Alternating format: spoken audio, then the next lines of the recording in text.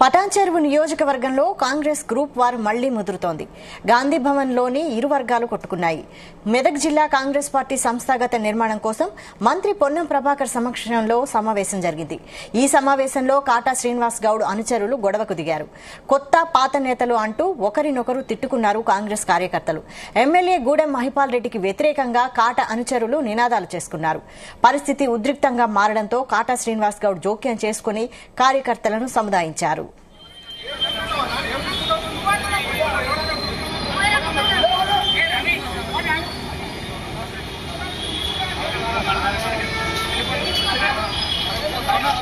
ఇదే అంశంపై మరిన్ని అప్డేట్స్ మా ప్రతినిధి సతీష్ అందిస్తారు. సతీష్.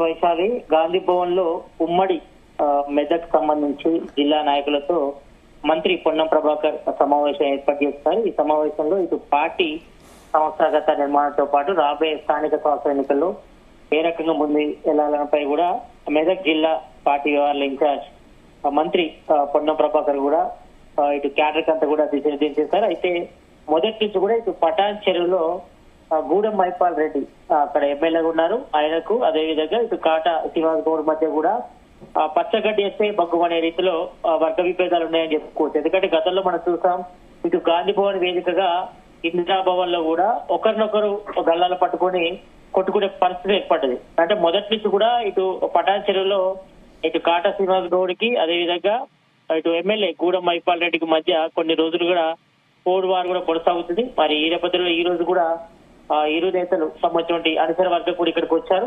వచ్చిన తర్వాత ఇటు పటాన్ చెరువు సంబంధించి ఆ పార్టీ సంస్థాగత నిర్మాణం పై కూడా మంత్రి పొన్నం ప్రభాకర్ సమీక్ష సమావేశం నిర్వహించే టైంలో ఇటు కొత్త పాత నేతలంటూ ఒకరినొకరు తిట్టుకున్నారు కాంగ్రెస్ కార్యకర్తలు. గొడవ మధ్యలో ఇటు కాటా శ్రీనివాస్ గౌడ్ కలిగేసుకుని గొడవను ఆపే ప్రయత్నం చేసినప్పుడు కూడా ఎవరికి వారు రెచ్చిపోవడం జరిగింది. మరి మొదటి నుంచి కూడా ఇటు పటాన్ చెరువులో రాజకీయాల్లో మరి మొదటి నుంచి కూడా ఇటు ఎమ్మెల్యే గూడెం మహిపాల్ రెడ్డి బీఆర్ఎస్ లో ఉండి తర్వాత కాంగ్రెస్ లోకి వచ్చారు. వచ్చిన తర్వాత అక్కడ కాంగ్రెస్ నుంచి కాటా శ్రీనివాస్ గౌడ్ పోటీ చేసినప్పటికీ మరి గత అసెంబ్లీ ఎన్నికల్లో ఆయన ఓడిపోయిన తర్వాత ఇక్కడ వర్గ బీజాలు కూడా తారస్థాయికి చేరాయి. మరి గూడెం మహిపాల్ రెడ్డి కాంగ్రెస్ లో చేరిన తర్వాత కూడా కాటా శ్రీనివాస్ గౌడ్ అబ్జెక్షన్ కూడా చేశారు. అతన్ని చేర్చుకోవద్దంటూ కూడా చేసినప్పుడు కూడా మరి హైకమాండ్ కూడా ఆ రకంగా ఆలోచన చేయలేదు. మరి ప్రజెంట్ అయితే మాత్రం కాంగ్రెస్ లో ఆయన కొనసాగుతున్నారు. మరి ఆయన అనుచర వర్గానికి ఇటు కాటా శ్రీనివాస్ గౌడ్ అనుచర వర్గానికి మధ్య వర్గపూర్ తారాస్థాయి జరిగిందని చెప్పుకోవచ్చు. ఇక్కడ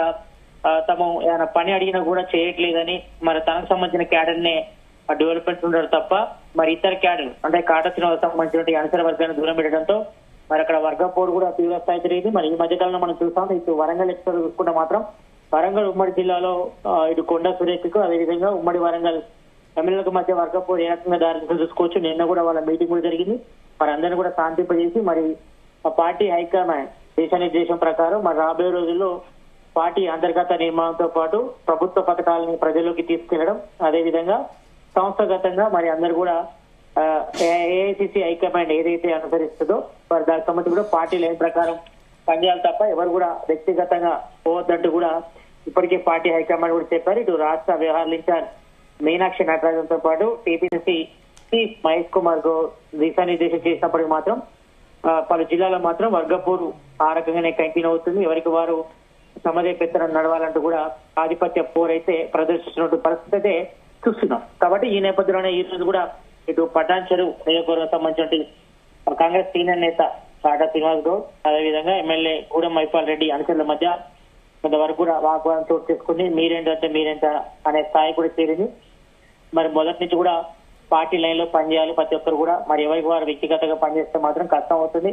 ఎందుకంటే అంతర్గత విభేదాలు కూడా మరి రాబోయే స్థానిక సంస్థల ఎన్నికల్లో కొంతవరకు ఎఫెక్ట్ చూపే అవకాశం ఉంటుంది.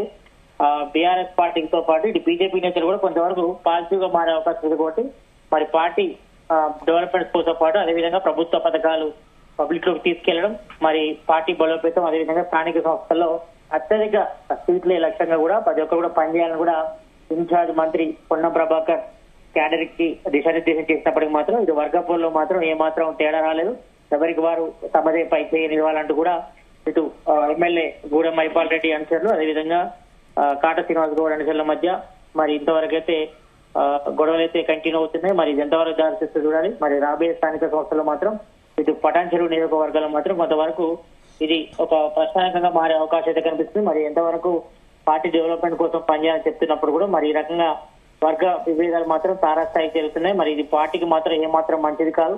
మరి పార్టీ అక్కడ డెవలప్మెంట్ చేయాలన్నా కూడా ఇబ్బందికరంగా మారుతుంది. ఎందుకంటే అందరితో కలుపుకొని పోయినప్పుడే, అంటే కొత్త పాత కలయికల నేపథ్యంలో అందరికీ అవకాశాలు వస్తాయని కూడా ఒకవైపు టీపీసీసీ మహేష్ కుమార్ గౌడ్ చెప్తున్నా కూడా మాత్రం కింది క్యాడర్లో మాత్రం ఆ ఫలితం అయితే రాబట్టలేదు. మరి వారు మీడియాకి రావడం, తర్వాత వాళ్ళు క్వశ్చన్ చేయడం, తర్వాత ఒకరిపై ఒకరు ఆరోపణలు చేసుకోవడం, ఇవన్నీ కూడా కంటిన్యూ అవుతుంది. కాబట్టి మరి ఇది ఎంతవరకు దారితీస్తుంది చూడండి. మరి రాబోయే స్థానిక సంస్థలు మాత్రం ఈ ఎఫెక్ట్ కంపల్సరీగా పడే అవకాశం ఉంటుంది. కాబట్టి మరి దీన్ని అంతా కూడా బ్యాలెన్స్ చేసే ఆ విషయంలో మరి ఇన్ఛార్జ్ మంత్రి పొన్నం ప్రభాకర్ ఎంతవరకు సక్సెస్ అవ్వాలనేది కొంతవరకు ప్రశ్నార్థకంగా మారిందని చెప్పుకోవచ్చు. మరి ప్రజెంట్ అయితే మాత్రం ఇటు పటాన్చెరులో మాత్రం ఇటు ఎమ్మెల్యే గూడెం మైపాల్ రెడ్డి, అదేవిధంగా కాంగ్రెస్ సీనియర్ నేత కాటా శ్రీనివాస్ గౌడ్ మధ్య మాత్రం వర్గపూర్ మాత్రం తీవ్ర స్థాయిలో పెరుగుతున్న పరిస్థితి చూస్తున్నాం.